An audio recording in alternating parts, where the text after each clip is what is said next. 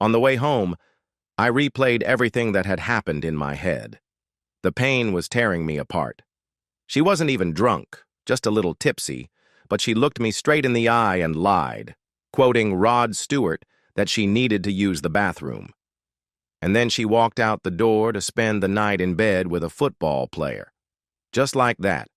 Actions speak louder than words, and she said A, that she had found someone better to go home with, and B, that I didn't deserve her telling me she was leaving me. Oh, how it hurt. Everyone who saw how humiliated and broken I was when she cheated on me right in front of me wondered what I was going to do. Hell, even I wondered that myself. I had no idea. What could I do? Not much, I thought. Except that my boss from the regional office called me right before I left early for the party. Big news. He had just been promoted to vice president at the head office, and he called to offer me his job. Wow, excited isn't even close to describing how I felt. I had worked in that position for 7 years, putting in long hours to earn that promotion. I told him I needed to talk to my wife because it meant moving to the company's regional office in Freudenberg. I didn't think it would be a problem, but I planned to discuss it with Linda over the weekend after we made up for the Valentine's Day celebration that was canceled due to snow. But Linda's departure from the left side of the stage made the decision obvious. Linda who? On the way home, I called Mrs. Porter and told her I had come up with something and would pick up the kids tonight. Then I called Linda's parents and told them I would bring the kids over. "Why, what happened?" asked her father, an avid Lavalier fan. "Linda dumped me tonight for your idol, Mark Lavalier. Right now she's in bed with him, having sex." "What? Are you kidding?" "Oh, I wish it were a joke. No, it was all her idea, Dad." Trying not to let my voice shake, I told him what had happened at the dance, how she had lied to me about going to the bathroom and left with his idol. If you don't believe me, you can check for yourself. She's not with me or the kids, and she's not at home even though her car is there. If you call her, she won't answer because she turned off her phone. Oh, and if anything happens to one of your grandchildren, there's no way to contact her. What kind of mother does that? One of her friends told me he'd bring her back tomorrow at any time. Wet and wilted like a used tea bag, I imagine. Apparently he does this all the time. I think someone told me that Linda is his 27th or 28th willing victim. If you want, you can wait outside her house and witness it, maybe even get his autograph. No one responded, only muffled voices when he relayed the gist of the conversation to his wife. Continuing, I said, "Since I don't know how long your hero is going to continue doing nasty things to your daughter, I'm not going to stay there, so I'll pick up the kids and bring them to you. Linda obviously doesn't give a damn about them. I'm already on my way to the babysitter's, so expect me in about 20 minutes. Mrs. Porter had already gathered the children. "Jim, what happened?" Hearing my abbreviated version, she covered her mouth with her hand. "I can't believe it." With each repetition, my pain subsided, replaced by growing anger. "Me neither, ma'am, me neither. As you can imagine, I don't know when she'll be done with her new boyfriend and pick up the kids tomorrow, so I want to take them to her parents' house before it's too late." I left her a large tip and drove away. "Where's Mom?" Emma asked, waking up. What could I say? Since we had taught them that honesty was the best policy, I decided to stick to the facts and said, "Mom left with another man to go to his house. I'm very hurt. I want you to know that I'm very sorry, but I love you very much and will never, ever stop loving you both." "No!" "Dad, please don't go." She tried to break free from her car seat. "I don't want to, sweet potato, believe me. But right now we have to do everything we can." To say that Linda's parents gave me the cold shoulder would be an understatement, but by that point, anger had overtaken my pain, and I didn't care what they thought. Without saying a word, I handed them the crying Emma and the sleeping Tommy and drove away without waiting for them to start yelling at me. Their daughter cheated on me and I'm the bad guy? I don't think so, Tim. When I got home, I went to the bar and closed it right away. I still hadn't answered the important question. What was I going to do? Alcohol might have comforted me, but it wouldn't have clarified the situation, and I needed a clear head. I made some coffee to keep myself awake, poured a cup, and went to my study. While the computer was booting up, I shook my head, thinking about how that self-centered bitch was tormenting her children. My attention was drawn to a letter from work offering me a new position. Of course, Linda hadn't given me a chance to tell her about the offer at that moment. She was probably in bed, so I didn't expect her to answer, but I called just in case. No, voicemail. Ignoring it, I slowly typed a text message that she would see tomorrow, if she wanted to. When you read this, I'll be gone. The fact that you looked me in the eye and lied before leaving with your new sexual partner tells me that I'm no longer good enough for you. Actions speak louder than words. Fine. I'll make it easy for you and get out of your way. You can spend the whole weekend with your new lover, or is it a mistress? Just think of all the wonderful and unforgettable ecstasy you'll now be able to experience. The kids are with your parents, so have fun. I would say goodbye, but there's nothing good in that word. When we were together, I was often hit on, but I remained faithful because I loved you. I lived under the illusion that you loved me too. How stupid I was. Tonight has shaken me to my core, and I am at a loss for words, not only because of the betrayal, but because of the cruel, cowardly way you planned and executed everything. Wow, who would have thought you were so evil? Amazing. I'm starting a new job in another city and moving next week. My divorce lawyer will be in touch with you. After hitting send, I opened my Facebook account and wrote another message. Since I knew I would have to live with the consequences, I tried to avoid harsh words and stick to the facts. Last night, Linda and I went out with some friends to Morrison's to celebrate Valentine's Day, which we missed because of the weather. It was a special evening. Linda told everyone she was saving all her dances for me. Then she left me on the dance floor with Marc Lavalier. Yes, that Marc Lavalier. Look around. Maybe someone caught what happened on video. Apparently, Mr. Lavalier does this a lot. The worst part for me isn't that Lavalier seems to be running some kind of sinister operation with the help of club employees and teammates, but that Linda was so into it that she came up with an elaborate plan and executed it perfectly. She turned off her phone so that no one could contact her if anything happened to the children. Decide for yourself what kind of mother would do that. I hope you understand that I cannot stay with someone who thinks it's normal to treat her husband this way. Knowing that the court would give her the house and custody of the children, I decided to leave. I don't want to explain my decision over and over again, so I'm posting it here so that everyone knows what happened. So, goodbye. Jim. After changing my status to single and adding with Linda for her followers, I hit send, grabbed my suitcases and boxes, and started packing. It took much less time than I expected. Most of the things in the house belonged to Linda or had been chosen for her. In fact, everything revolved around her.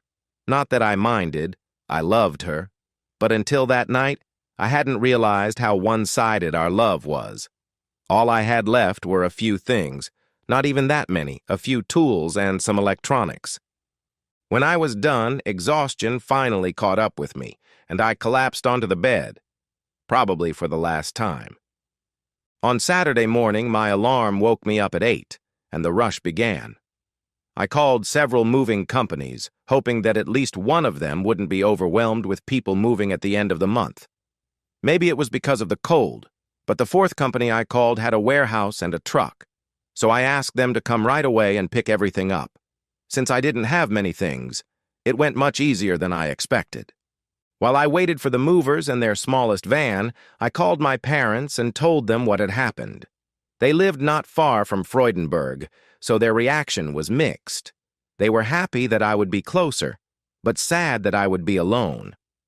They loved Linda and their grandchildren and were saddened by the breakup. "Are you sure about your decision?" my mother asked. "I can't stay with someone who despises me so much. It's not just the cheating, although that's bad enough, but the cruel disrespect. Mom, she looked me in the eye, lied to me, and went to bed with another man. She can't even say she was drunk. I was there. Would you have stayed with Dad if he had done that to you? All I heard in response was a sad sigh. Come home when you can, you hear? Thanks, Mom. I can't wait to see you. On Saturday, my boss answered my call and, as expected, was pleased with my decision. I was offered a substantial raise, but I asked him not to change my salary for now and to wait until the divorce was finalized, at which point he would pay me the accumulated raise as a bonus. He said that was no problem. The company would pay for my move and provide me with free accommodation for 2 months in a furnished apartment they keep for guests and employees who are relocating, and we agreed to meet on Wednesday morning so I could start my new job. I had to inform my team on Monday and hand over my responsibilities to the girl I had chosen to replace me. Until my departure, they would pay for my accommodation at the Marriott Hotel near my work. The truck with my belongings had already left, but I didn't have time to leave the house before my father-in-law, mother-in-law, and children arrived. After greeting them, I put the coffee on. The kids ran across the street to play with their friends, and Linda's mother came up to me. Jim, are you sure you're not overreacting? Mom, look around. She's not here. What kind of woman just walks out to spread her legs for a stranger and doesn't leave any contact information in case something happens to her children? Wait a while and you'll see him bring her back. She'll be wearing the same blue dress she wore last night. Maybe she took a shower this morning so she wouldn't smell, you know what I mean.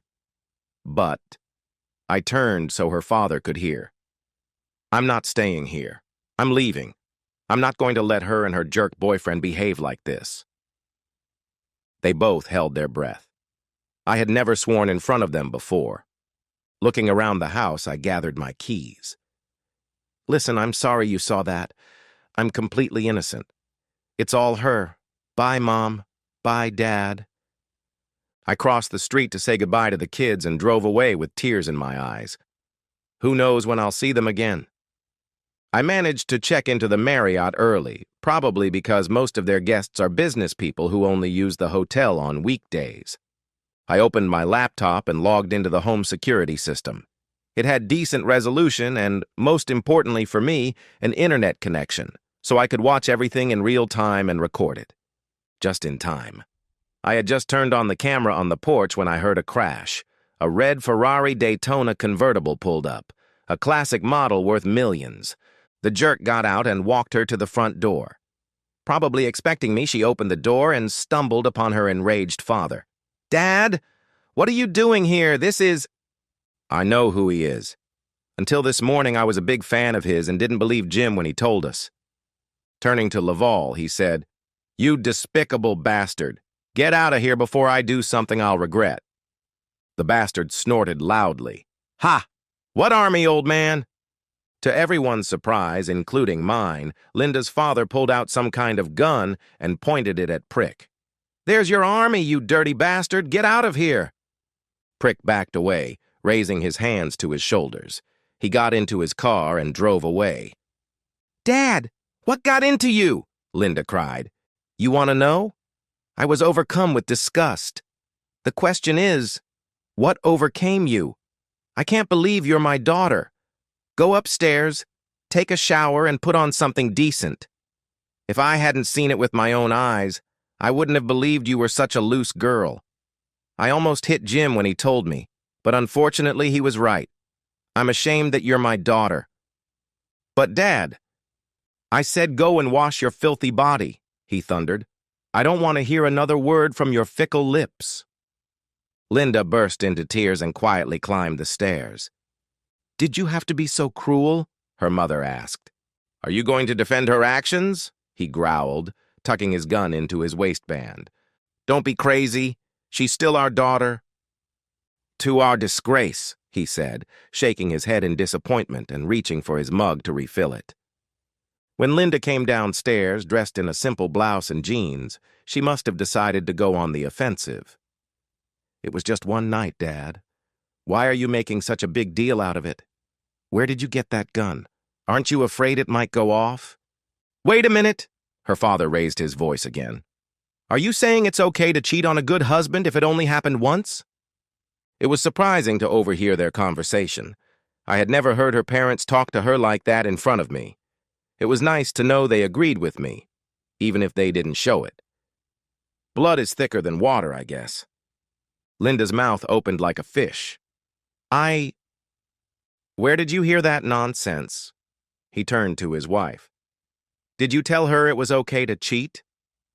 Linda's mother's eyes widened. Never.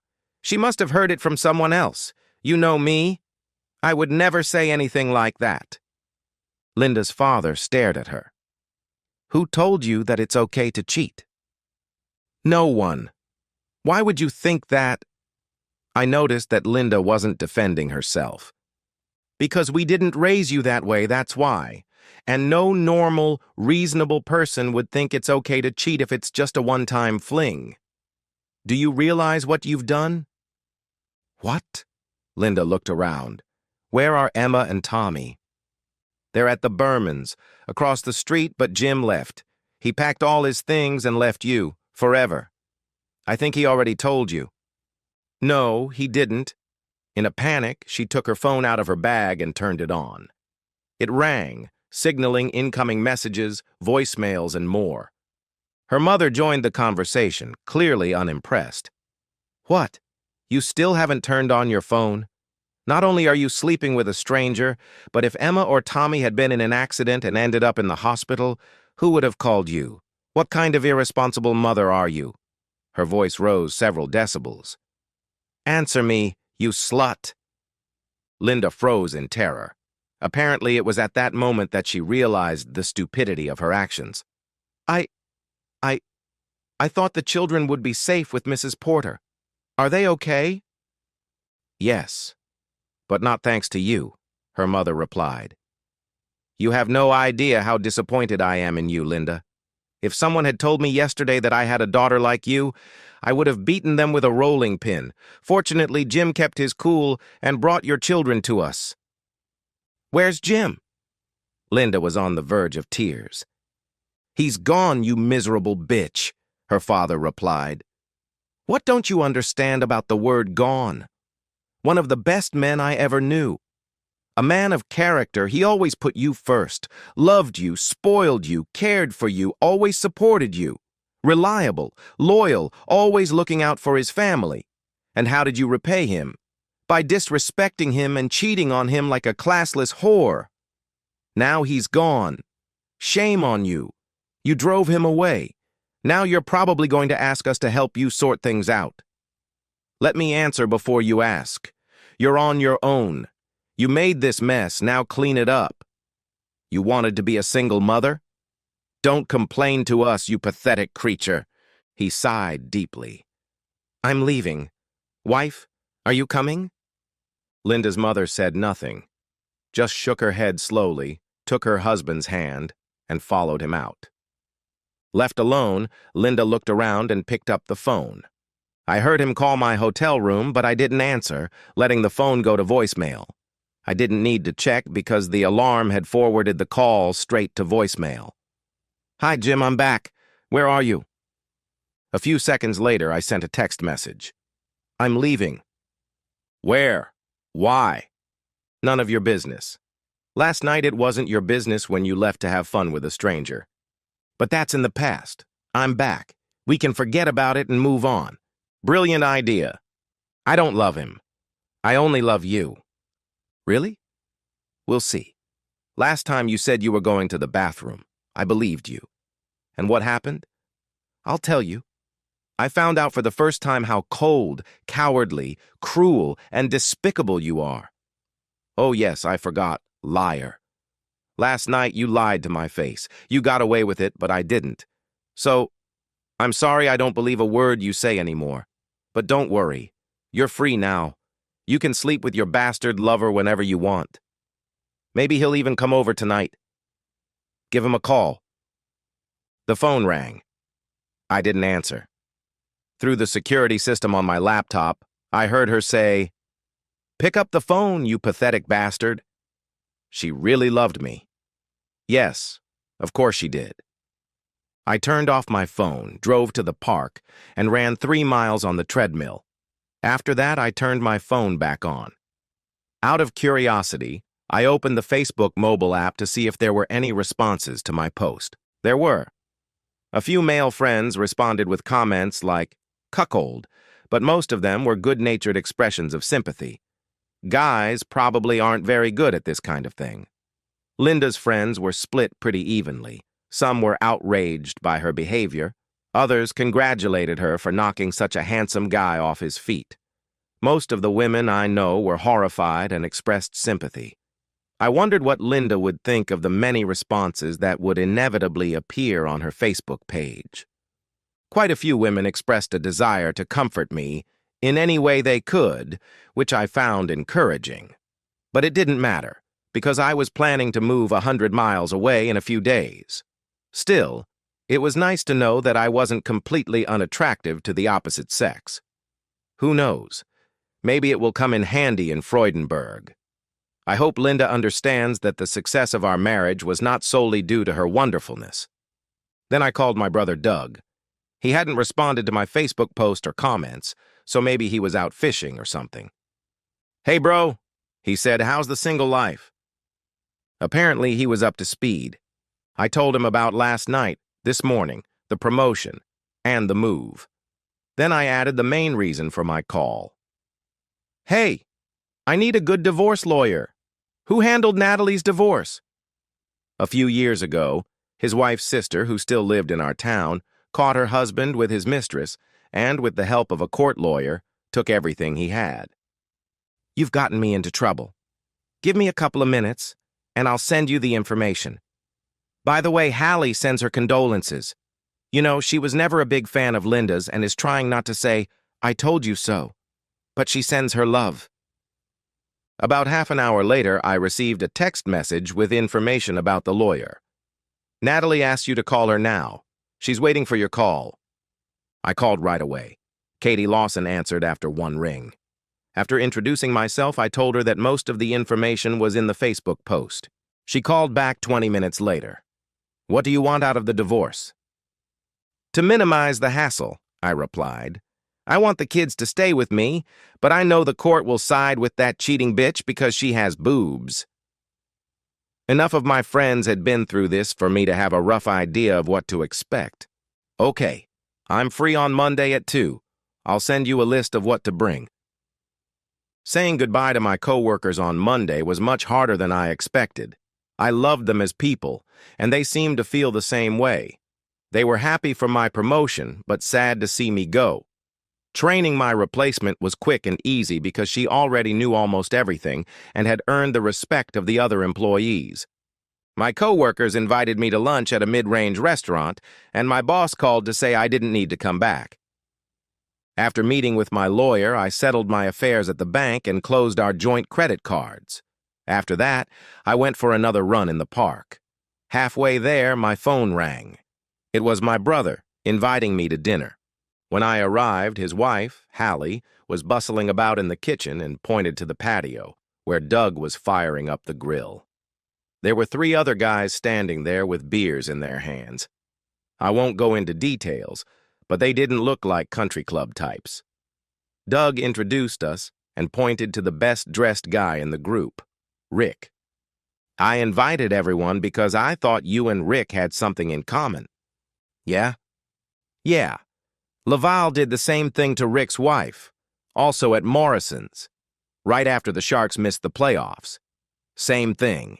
One-night stand, dumped her as soon as he could add another notch to his list. But here's the thing. That notch wasn't for the woman he slept with. It was for the guy he cuckolded and humiliated. Rick only found out during the divorce proceedings. That bastard can get as many single women as he wants, but he avoids them because they don't bring him guys he can humiliate. I don't know. Maybe he was bullied in school, but he's just not right in the head." There was a silence as Doug turned the stakes. "You know what else?" Rick added. "Have you noticed how many penalties he gets for taunting when he plays? He's not a defender, he's an attacker. He has nothing to say, but every time he catches the ball, he looks for the defender he beat to rub it in his face. He clearly has issues with other guys." Doug turned to me. I got you all together to ask what you're going to do about this. Are you going to let him steal your women and rub it in your faces?" That woke me up. "What do you mean? What are you planning?" A sly smile appeared on his face. "What happens if, by some unfortunate coincidence, his knees go out? Accidentally, of course." One of Rick's friends grinned. "Right. His contract is up. He's a free agent. If he can't play, what's going to happen to the $10 million annual salary he's trying to negotiate in the off-season?" I left on Tuesday and spent the night at my parents' house. The next day, I reported to the regional office in Freudenberg and moved into their apartment. No one at the office knew me, and for the next few weeks, I just worked, arriving early and leaving very late. On Friday afternoon, I left early, telling everyone I wanted to look at apartments and houses for sale. On Saturday morning, ESPN and the local media were full of news that Mark Lavalier had been beaten and robbed in the parking lot at Morrison's. Apparently, several thugs in black clothing and masks attacked him when he discovered that all 4 tires of his Ferrari had been slashed and waited for some lackey to bring him his Escalade. Apparently, the security cameras had been disabled. No one has confirmed whether this happened every Friday and Saturday night when he arrived. Thus, the club could maintain a plausible denial if the aggrieved husband accused them of colluding with a serial criminal.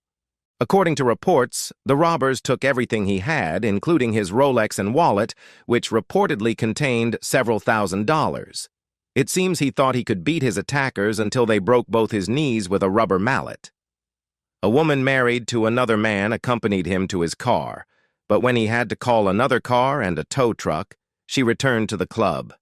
She saw nothing. The police were still investigating. On Sunday, a local newspaper revealed a long history of Ashalom's persecution of married women and asked their wives or husbands to contact the police. On Monday, they reported that 7 couples, either husbands or wives or both, had come forward. This apparently prompted others to speak out. I felt safe and added my details, and by the following Friday there were already 15 cases. By then, all kinds of national media and well-known lawyers had become involved in the case. As it was the off-season for soccer, all the soccer media jumped on the story, happy to feed the nation's insatiable appetite for soccer news.